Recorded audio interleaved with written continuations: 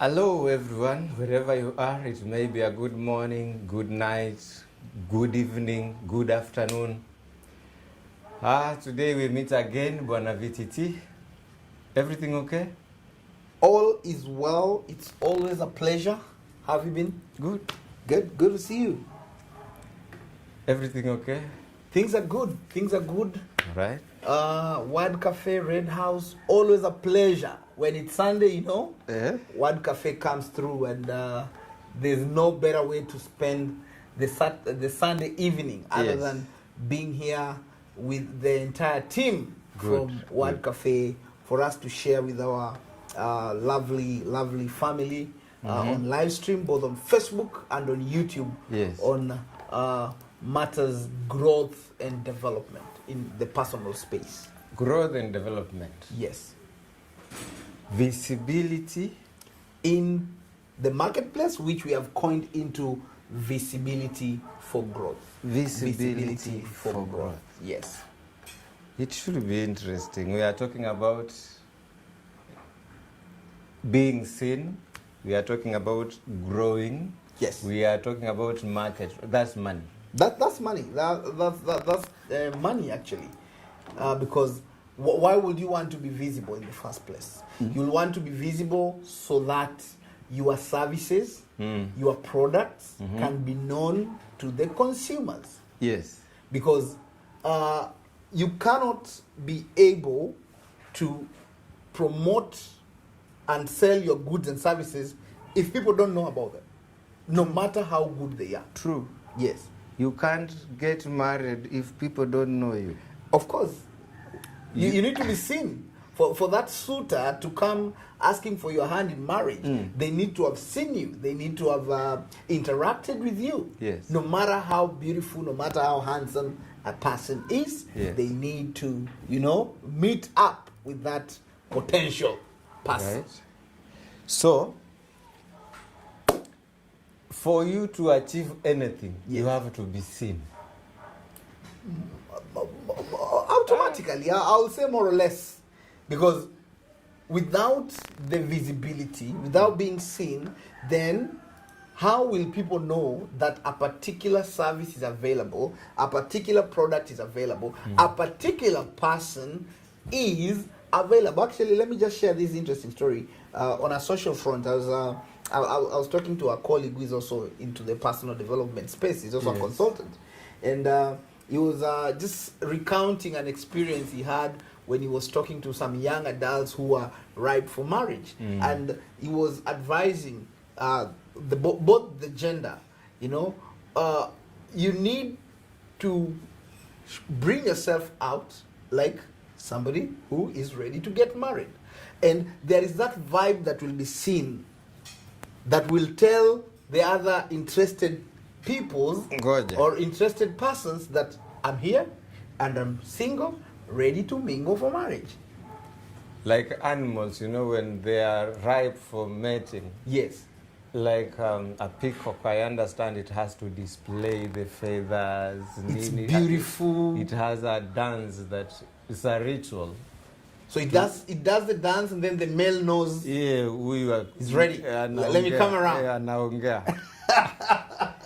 I'll research more on the even peacocks. On human, like, you have to behave in a manner that I'm ready for marriage. Yes, you have. Both male and female. Because that's when the dating begins. And before somebody dates you, they'll have seen a few telltale signs that, si tunataka kuolewa na una behave kama mtoto. Ama unataka kuoa na bado kama tuko out tunasema madhe atafunga gate. I mean, you will close this potential suitors out of, pursuing you.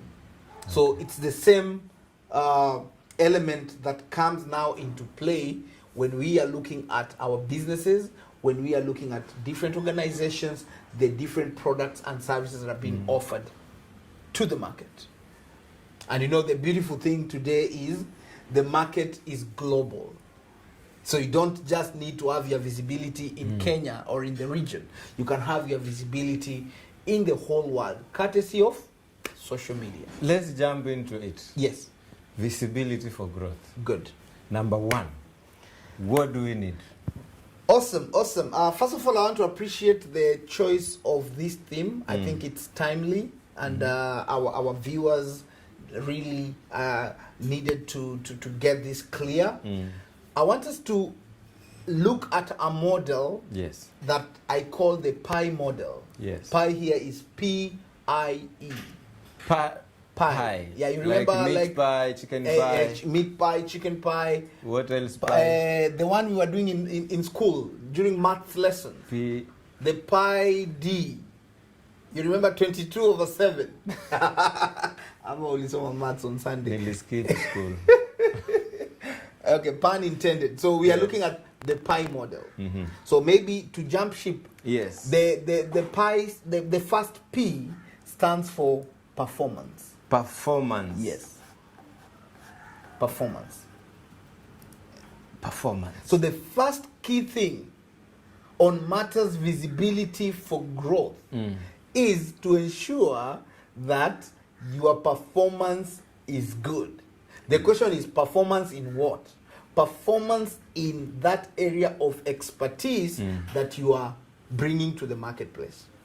Performance. Yes. How is your performance? In whatever skill, in whatever service that you are doing. Performance comes first. It comes first. In everything. Yes. Because that is where credibility comes in. You know, Bonafred, you will not say that you want to be visible and you're not credible. Remember, visibility does not take the place of ability. Visibility does not substitute the place of ability. So ability is the performance that we are looking at. Because you can be visible, yes, you have a presence on social media, you are maybe even doing ads, sponsored ads, you get a slot on the newspaper, ama duka yangu nimeandika poster nini, ama gari yako iko branded and you are moving around and everybody is able to see Word Cafe, Red House Productions. Then you get a job.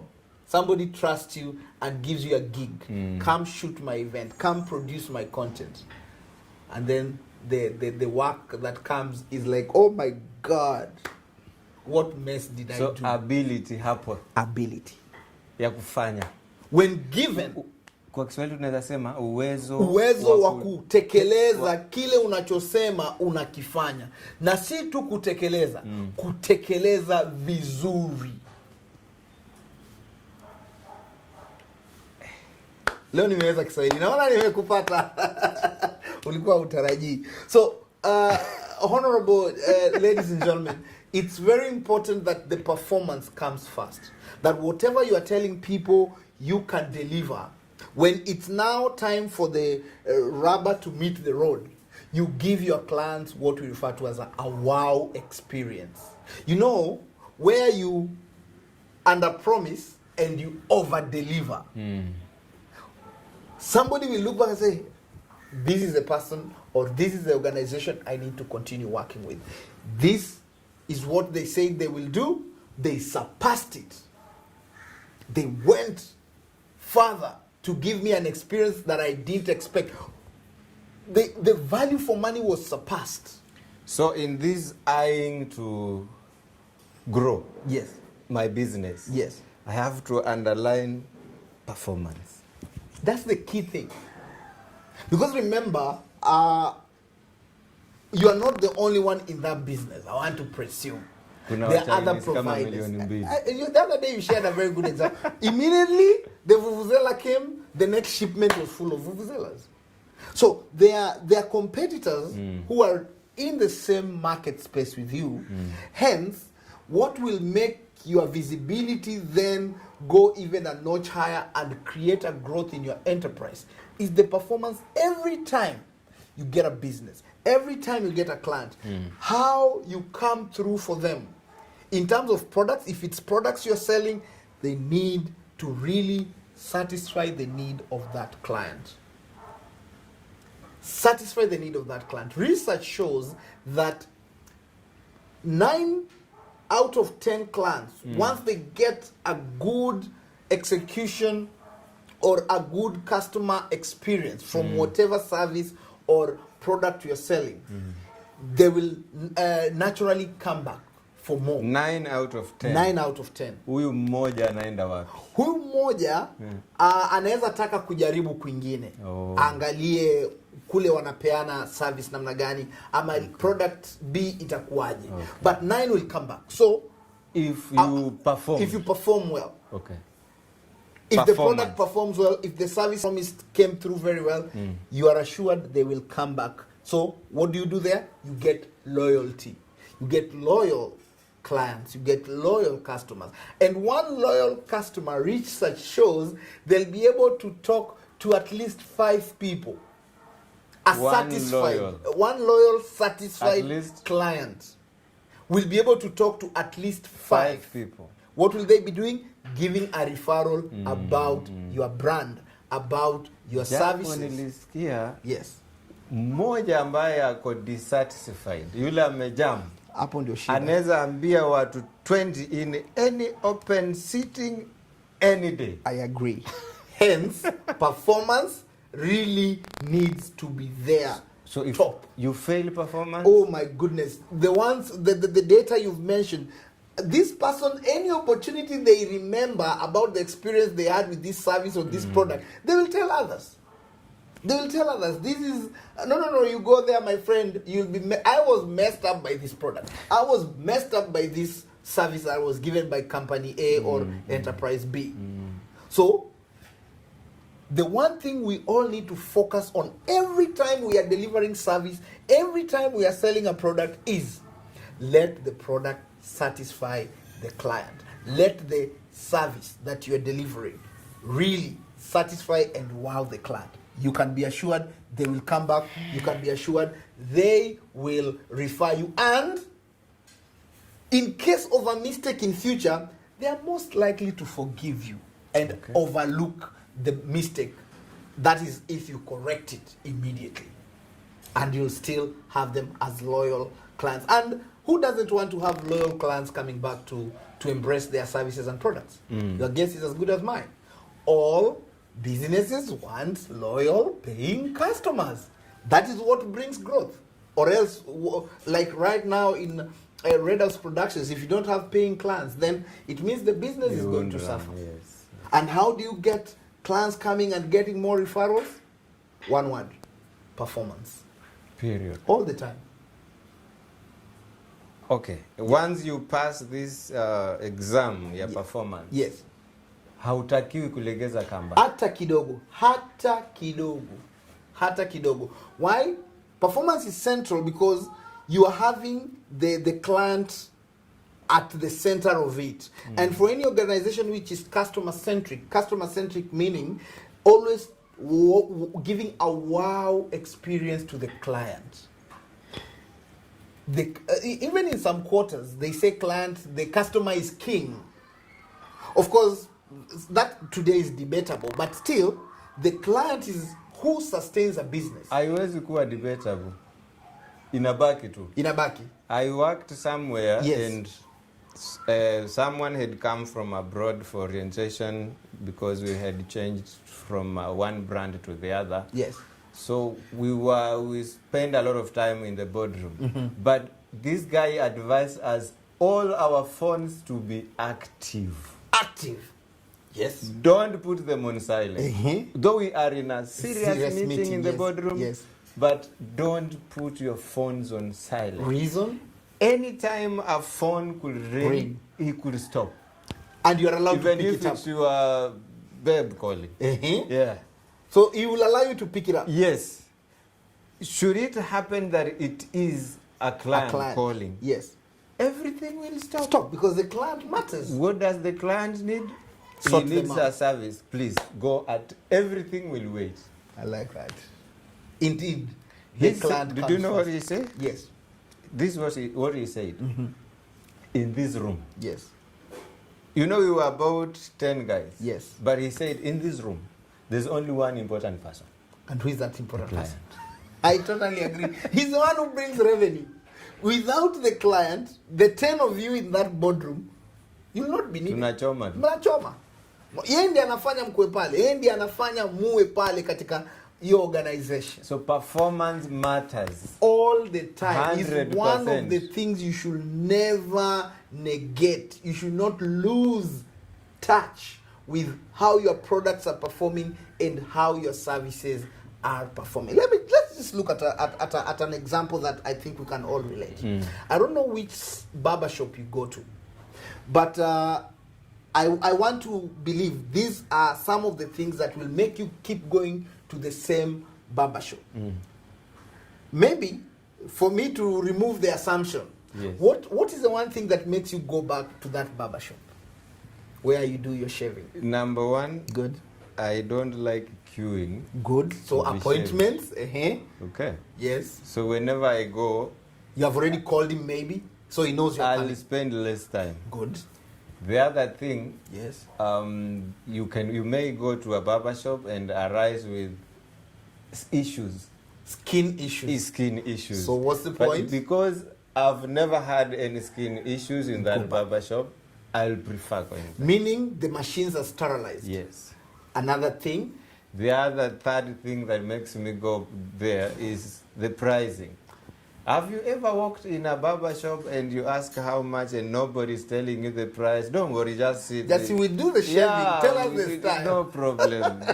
Then they pass you through this and kale kabuda kakisha kunyoa kana kutoa hapo kalia hiyo kochi, waoshwa vizuri, pigwa massage. Bado uambiwi ni ngapi. Mwishowe utaanguka chini. So I'm happy with what you've shared, because more or less I want to agree with that. The hygiene, the time spent, such that once you talk on the phone, I'll be coming at this time, you book the appointment, you reach there, wanakushughulikia wewe. Then, like for me, I'm very also particular. The towels. I don't want to go to a barber shop where they are using multicolored towels. I want white towels so that I'm sure when my head is being cleaned, it's being cleaned with a clean towel. And also the towel warmers. I'm very particular to ensure that that is there. Okay. So these are things that will make me go back there because I'm getting good experience. Of course, it goes without saying the head massage after the entire experience, and then also the aftershave that they will use. Yes. Those are things that once they are done right, and like for me now, I'm very loyal to a particular barbershop. I don't know if we should give him a shout out. Maybe akuja sponsor show alafu tutampatia shout out. Okay. But ideally, the customer experience I get there in terms of performance, I leave there feeling satisfied. And next time I need to do my shave, that's where I go to. Without a problem. Without a problem. Now, imagine you've gone to a barber shop and then they cut you. Akukate paka utoe damu. Utarudi pale? Haswa ukiwa ni mara yako ya kwanza. Yes. Haswa mara yako ya kwanza. Hautarudi. Tayari ile performance impression umepewa pale ni kwamba these people are not keen. If you can slice me, hata kama ni bahati mbaya, itamaanisha you are not keen on performance. And that's just an example in the service industry. Yes. Let's look at products, where people are selling products. You, let's say, go to I'll use a common example which I think most of us can relate. Yes. You go to your local grocery store. Yes. And let's say you've bought some fruits, maybe some avocados, some apples, and then you reach home. Let's say you're cutting this avocado, and you find it is rotten. How will you feel? Ungetumia mfano mwingine juu mimi na avocado ni wapi na wapi. Mandizi, I know you love bananas. You've bought your bananas, you reach home, and some of these bananas are just rotten inside. Hata kama nimenunua kwa mtu wa mkokoteni akipita. Yes. Nitakambu kwa hiyo barabara nimtafute. Umemaliza. But kama ni avocado, sitajua kama imeoza ama sababu That is why I've used the bananas that you can relate to. Okay. The point is, whether it's a good, whether it's a commodity, whether it's a service, performance to everybody is the central thing on growth in terms of even having your visibility.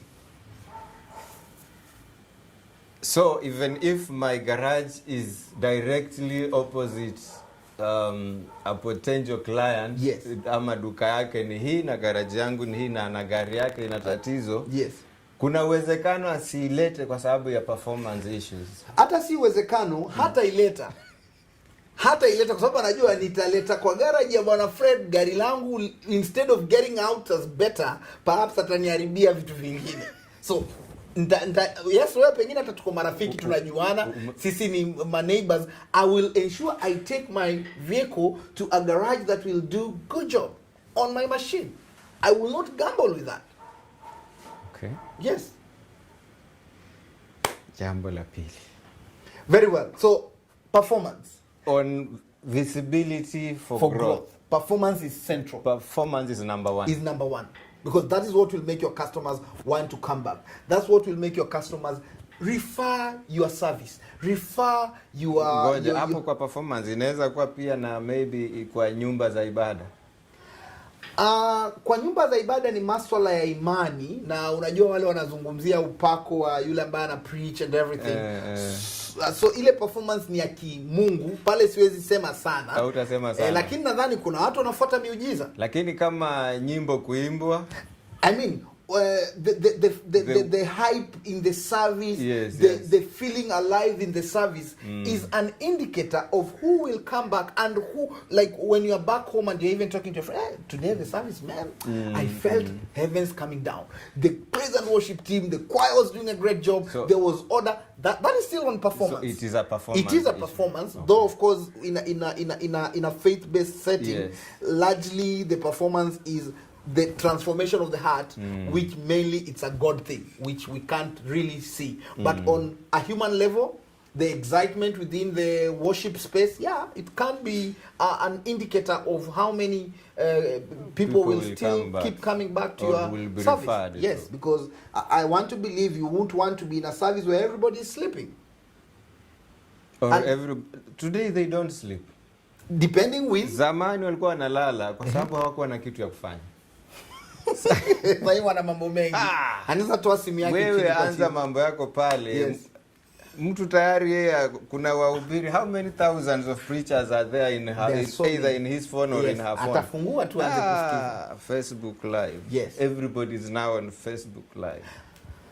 Very true. Like we are on live stream, courtesy of Word Cafe. And maybe this will talk straight to you. I remember I was emceeing a particular event. Yes. And a week down the line, we were asking for the footage of what was done during that event. A week? A week after. Okay. I went that back is now 7 days. 7 days. I went back to the client. Is the video out? Then the client tells me, Vincent, I'm so disappointed. The person we hired has not delivered the still photos, either on soft or hard, and even the video has not been delivered. And we are disappointed. He had promised to bring this within 48 hours. It's now a week. Okay. She was already lamenting. Yeah, this is where it becomes tricky. Yes.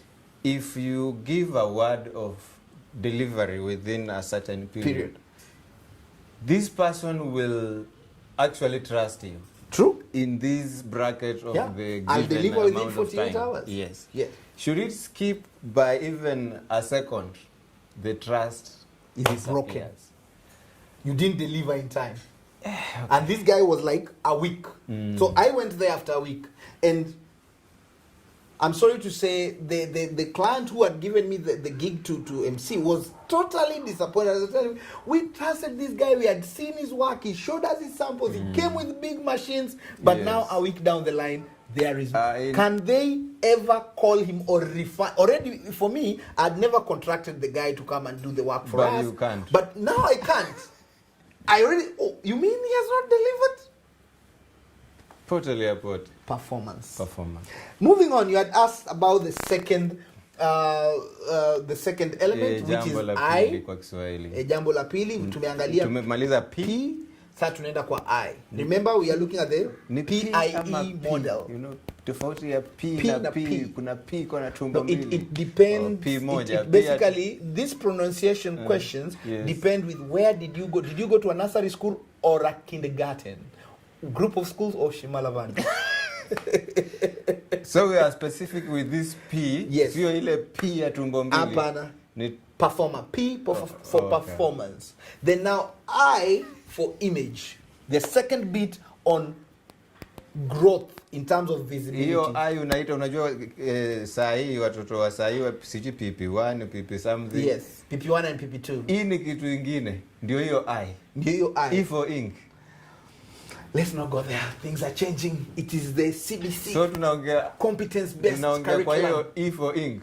So tunaongelea kwa hiyo E for ink. Lakini our E now, our I stands for image. Okay. So the second bit, ladies and gentlemen, is image. Image. You have your performance, and here now, as we have said, you ensure your performance is exemplary. Now you're moving on to the image. You want to grow in the marketplace. You are doing sponsored ads on Facebook, on Twitter, on LinkedIn. Your presence is there. Now, the image now comes on what sites do you want to be visible? And this image you create, does it resonate with the services or the products you are offering? The image now brings the element of branding. How have you packaged yourself?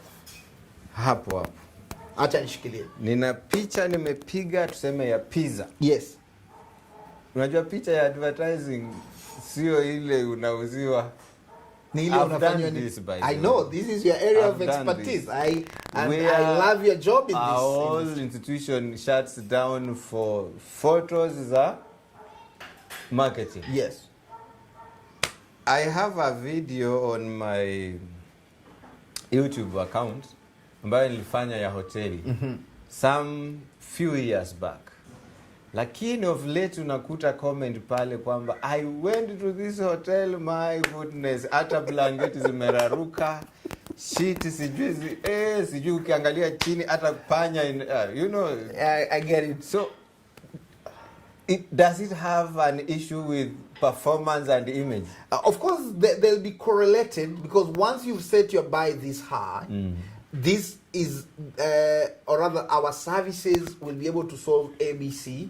Our products will be able to solve ABC. Yeah. Now the image that follows the performance is very important, and that is why as an individual, as a corporate entity, your brand speaks volumes about you. Correct. About what you do, about the services that you're offering, correct, about the products that you're offering. Correct. Hence, the image you portray has to be intentional.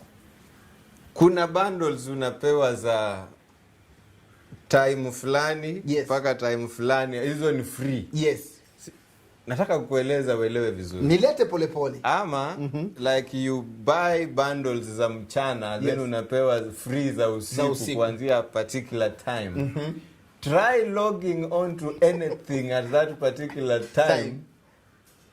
Hakuna kitu inatembea, but uko na free bundles. Sisi locked kwa sababu zinafaa pengine zitumike kwa mtandao fulani. So if you divert from there, the company has locked them. Hapo ni kukoniwa ama? Kwa sababu it is part of advertising. And that is why you went for that particular product. Remember what I said, Bwana Frede?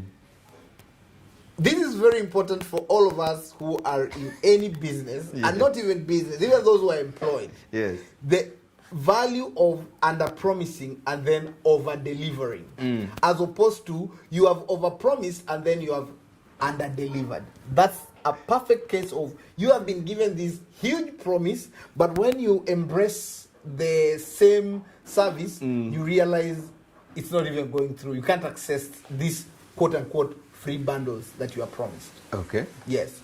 That, of course, will have a negative image on the company that purports to do the same. Now, looking at everything we are doing to ensure that our enterprises grow, the image you put across is what people will hold on to. And that will be benchmarked vis-a-vis the performance that you're known for. So, you have to be intentional, as I've mentioned, to ensure that the image goes with your products, the image goes with your service, the image goes with the performance that you are bringing to the table. So, therefore, you have to cultivate that image consistently all the time, wherever you are, such that a small hitch and you get out of that image. Let's say, like right now, I'm in the personal development space, and then maybe I get myself in a scandal. Image in Arabic. The image is killed already. Performance in Arabic. I was actually coming to that. Ask the question. Performance na image gani inaweza uwa ingine? Performance sana sana inaua image. Performance ikiharibika, the image imekufa immediately. Directly. Image ikiharibika. Sometimes your image may be assassinated, but your performance is enhanced. You'll always realize that you can come back. Okay. Because your performance is still peak. Okay. But if your performance goes down, automatically your image is messed up. Hii kitu tunaenda ya tatu, is it related to the two? The E. Yes. Yeah, of course, they are all intercoined because we'll be talking about exposure. Exposure. Yes. Okay. The next bit on growth in terms of visibility is exposure. Okay. So you have created this image and it's consistent with your performance, then it needs to be out there. You need to expose You need to expose it. This is where now networking comes in. Okay. And many times, a lot of enterprises will ask, how do I ensure that I get exposure so that my skills, my talents, my enterprise can be known? Fine, we have the usual networking meetings, and we go there with our business cards and all of that. But I in today's dispensation, actually even after the pandemic, exposure is now moving towards collaboration and volunteering. Volunteering has always been there, and I always advocate for you to volunteer.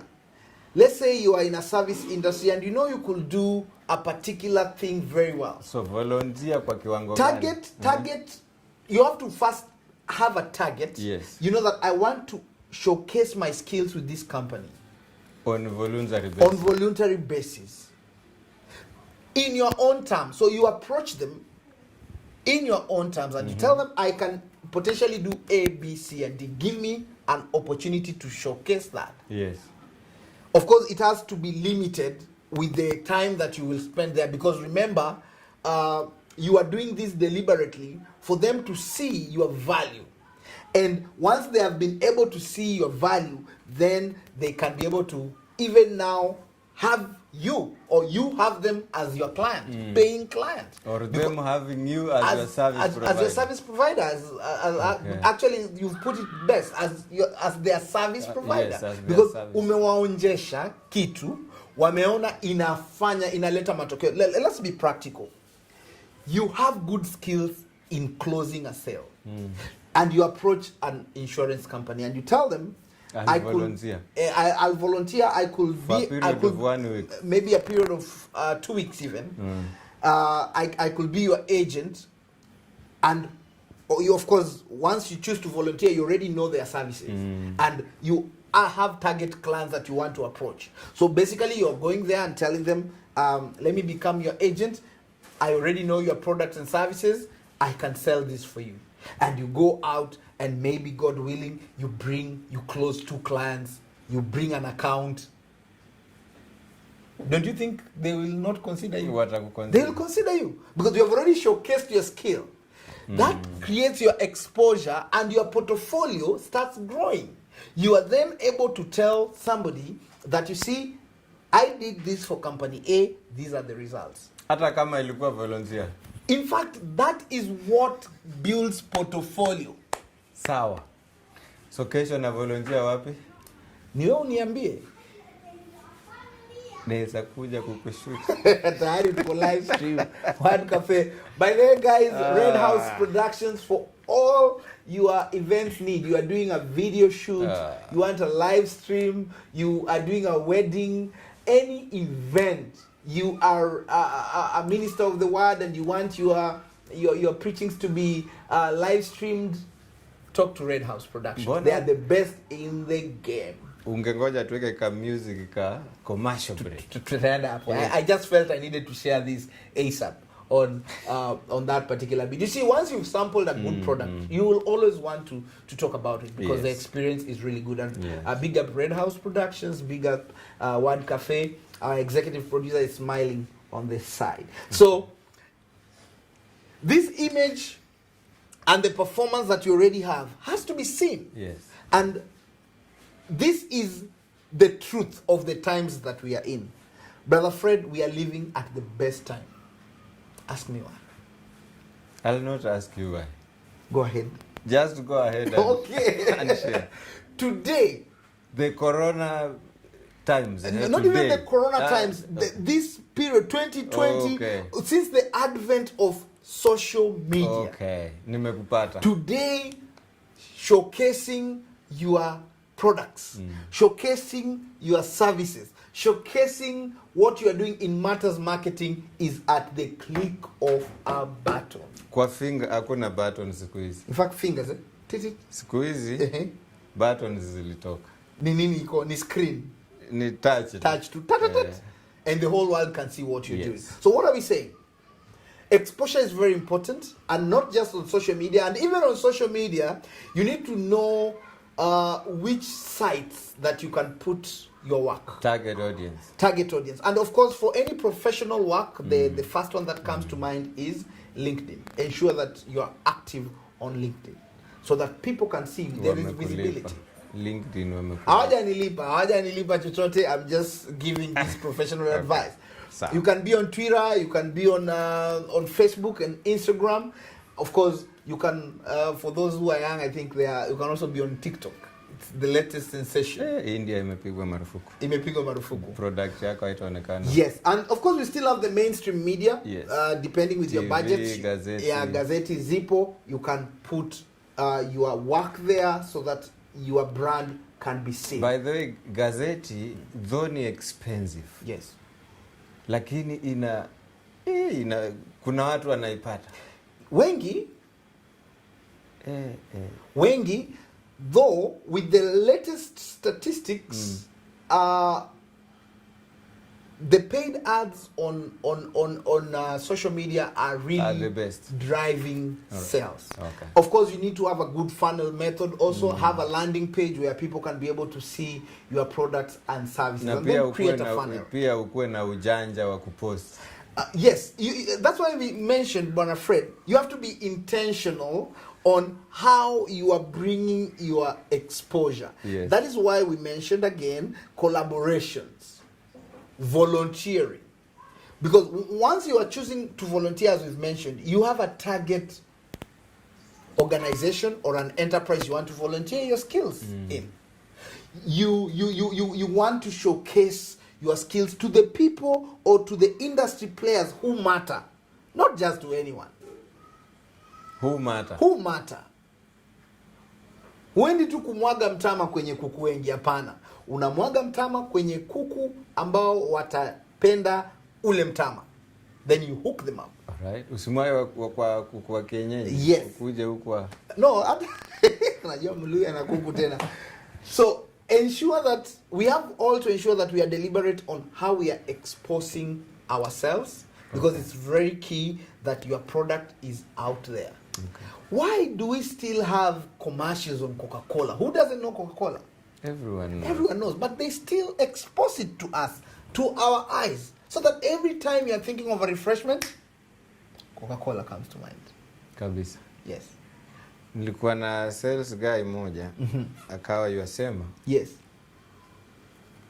At one point alikuwa akienda mtaani analipa wale wenye duka, watoe products zote zile wame display pale mbele ya duka, waweke tu brand yao peke yake. Kwamba nikamuuliza, why should you Why should you do that? Kaniambia zikiwa zimejaa pale mbele. Mtu akija mind inakorogeka, ananunua. Psychology. So it's good you've brought that up, because on exposure you have to also know the psychology of your clients. What motivates people to buy? When do people buy? Why do they Why buy? are they buying? Why should they buy? That's the point. So you need to have the back understanding of your potential client. Remember, and this is a mistake many of us in business sometimes do. Your products and your services are not for everyone. Never tell people that mimi nauzia kila mtu. Hapana. You have to establish an acquired taste. Niseme mimi nauzia tu matajiri. Ama? Yes, we have luxury products. Right. Like if you go to a shop or a car dealer doing V8s, will you go there and start bargaining? No. I mean, you already, that's an acquired taste. You have your clients. It's an acquired taste. So if you want to go and start bargaining, they'll tell you, boss, you're not in the right place. This is a luxury shop. We are selling luxury products. And in fact, I've done some research on luxury stuff, and besides, it's very interesting because the more pricey an item is, the better it attracts the clients. So how much is this? This one is let's say $500,000. Oh, okay. I think I want and it. this? And this one, oh, see? So 20,000. what's the difference? So the higher the price, the more attractive, because you are in a luxury store. Nilikuwa naangalia juzi nikaona kuna vodka inauzwa $3 million. Vodorsky, my Russian friends. So hiyo ndo itajileta peke yake, ama ukikunywa unaona mbinguni. I wouldn't know how it will make kwa you wale feel, wanywaji. but it's a pricey vodka. So the point here is you cannot sell to everybody. You have to segment your market, so that when you are even exposing your products, your services, this is the market I'm looking for. Anytime a business person tells you I'm selling for everybody, they are confused. Okay. They are confused. So kama niko na duka tao ya nguo, nikuwe specific. Hii ni shop ya madem ama hii ni shop ya watoto? Kuna shops za watoto, and I think we've seen that. Yes. We have baby shops where purely baby products. So target yako unajua ni watoto. Sio ya baba, ya mama na ya mwana. Zipo hizo pia where they call it under one roof, where you can get all your products, of course segmented and all that. Yes. That is there. Right. When we look at even let's say supermarkets, of course they seem to be like for everyone, but not everybody goes to shop in a supermarket. Do you know that? I have no idea. The truth is not. There are people who have never been to a supermarket. Even one day. Even a single day. Kile ninajua tu kuna jamaa moja hajawahi nunua sukari ya kilo 2. Ndio hao sasa. Hajawahi nunua, as in akisikia umeenda supermarket umekuja na sukari kilo 2. Yes. He wonders because since he was a small child, aliona babake akija na sukari gunia moja ya 100 kg ama 2. Okay. So anatumia for some time. So that's what he also does. Buy in bulk. Yaani akikuona na sukari anashangaa. Maybe ukienda na 50 kg atasema maybe. But akicheka kwa store amemalizana mwaka. Na kweli, you are right. So every product, every service has a niche market. Ensure that your exposure is targeting those prospects. Yes. Because those are the people when they'll be able to come into awareness of the availability of what you are trading in. Yes. They are likely going to embrace your products and your services. Right. And don't be scared. Don't be scared and want to target everyone. Just cut your niche market and focus on them. Expose yourself right in that particular space. Okay. And trust me. Even if you will not trust me, trust the process, because largely the process is it's a case of trusting the process. I know of I won't call him a colleague, but he's an associate that I was introduced to through a friend. And he was just telling me, when he opened up his business, he was into shipping, actually clearing and forwarding. And he said he took like 6 months before he locked his first client. But he trusted the process for all that while until finally he got the first client. After 6 months. He trusted the process that eventually the people I'm targeting will come and will do business. So in all these performance matters, the elements of ensuring that the image is correct and of course the exposure is right. Always trust the process, because many times especially now to our young entrepreneurs, there's the mentality we are calling the microwave mentality, where you want everything to pick up very fast. No, just trust the process. Eventually you will have clients coming your way, the clients that you've targeted, and as long as your performance will be top notch, as long as your image will be commensurate with what you're doing, then the exposure that you'll be able to put out there will yield into paying clients. And these paying clients, if you sustain them, you keep giving them a wow experience, they will be loyal. They will attract others. I was doing a training on one of the big circles, actually leading circles in this country. And I was training their branch managers. And they shared this, which I found really very, very impactful. That some of their shareholders, some of their members, not even some, most, by the time they became members, they opened junior accounts for their children. Fast. When their children became 18 years, they were given their accounts. When their children started working, they embraced the same society. And today, they are dealing with even the fourth generation from particular families that have always been their clients. Why? They have always tried to maintain a customer-centric kind of approach to their members. And I was like, that's what we all need to focus on. That I can have you, Fred, as a client who is taking in my personal development courses. Your children, your children's children. I mean, an enterprise of loyalty. But before there, you have to be consistent on performance. Your image should not be diluted. You know, sometimes when especially the business becomes better, maybe now you are pushing lots of volumes in your goods, mambo yanaenda. Sometimes many entrepreneurs tend to legeza kamba. Okay. And that's a mistake. That's a mistake. I don't know if you heard this story of what Domino's Pizza did. I have no idea. Now, but you have an idea we have Domino's Pizza as a franchise. Najua Domino's Pizza. Tukienda mambo ya pizza. Twende hapo sasa. So Domino's Pizza, it has lots of franchise in the US. Yes. During the COVID season, one of the branches, I think in New York, realized there was this particular client who would do purchases for the lunchtime especially, not less than 3 times a week. So they realized for a whole week he had not come to buy pizza. What do you think they did? They actually, when one of the riders was delivering, the branch head of that particular Domino's told him, please pass to person so and so. They knew him by name.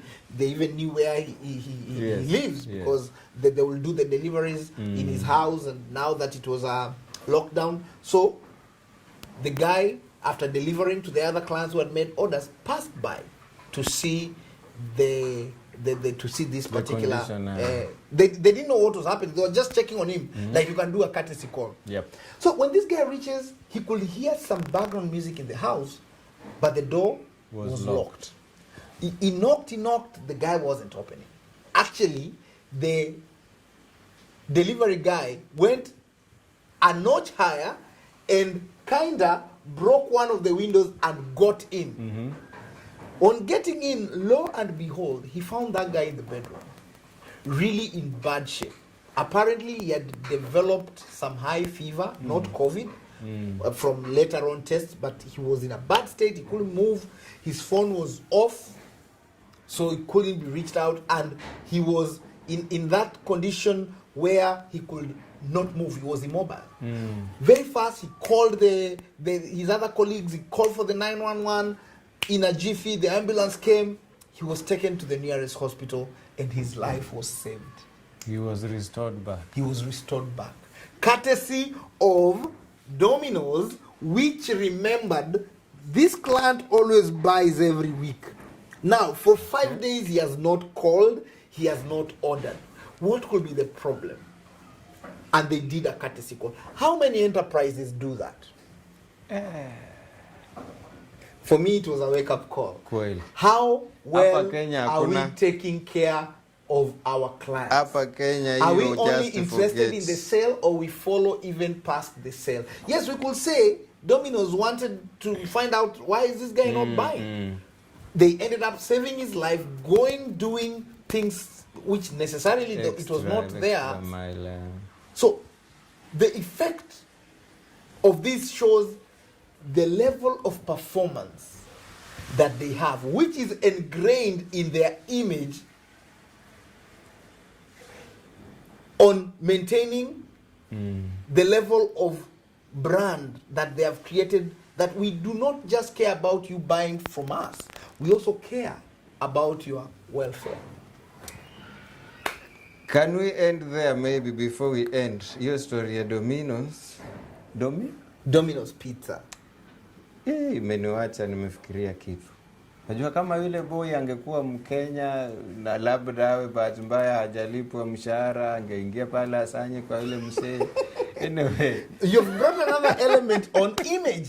Their image is that of credibility. Na ni vizuri umeizungumzia kwa sababu kama hamja invest watu wenu, they buy into the image of the brand. It's true. Somebody will get there, see a laptop, see some phone, maybe some money, some valuables, and asepe badala ukoe ujamaa anasepa na hii vitu. So those are things that really should make us rethink of even the values. And you see, the values that we have, our core values in our enterprises, will determine the performance. Do you think we should come back again and address this issue of, if I have a brand, I need also to treat well the brand ambassadors who are actually my immediate employees? I think we need to have that discussion. And it's really a very important discussion, because at the end of the day, your employees are the people who move your sales. They are the personnel. They are the ones who bring the human touch. They are the ones who bring the customer experience that your clients are going to get. And they are also your customers, because they are what we call internal customers.